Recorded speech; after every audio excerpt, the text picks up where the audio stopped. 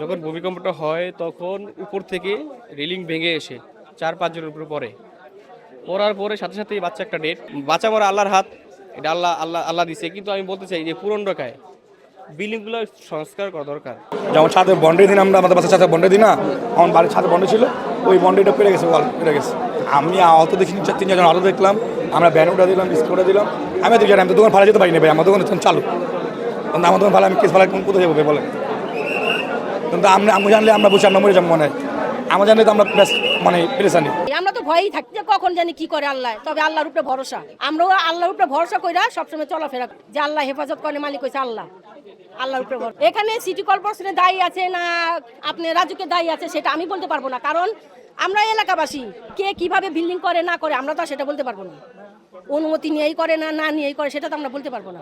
এইটাই হয়েছে গিয়ে আপনার বড় ফ্যাক্টর, যেখানেই টাওয়ার থাকুক সেখানে মনে করেন পাখিও বসবাস করতে কষ্ট হয়, সামান্য পাখিরই বসবাস করতে কষ্ট হয়। আমরা তো মানব জাতি, তা আমাদের কতটা কষ্ট হয়, আমাদের ছোট ছোট বাচ্চারা এগুলো তো বেড়ে উঠতে উঠতে খুবই সময় লেগে যায়। সকালে মাংস দিতে আসছিলাম এখানে, যখন আসি এখানে দেখি অনেক, আমি 4-5-7-8 জনের পিছনে দাঁড়ায় আছি। যখন ভূমিকম্পটা হয় তখন উপর থেকে রেলিং ভেঙে এসে 4-5 জনের উপরে পড়ার পরে সাথে সাথেই বাচ্চা একটা ডেট। আমি এরকম দেখছি ডেটের মতো, কারণ আমরা তো আমাদের বুকে তো এরকম পারি নাই। রেলিং ঢুকে গেছে অনেক গলা দিয়ে, দৌড়ে চলে গেছি, ঢুকেই সাথে সাথে ছেলেটা পরেই মানে পুরো ডেট হয়ে গেছে। তারপর আমরা চলে যাই, আমি দৌড়ে চলে যাই।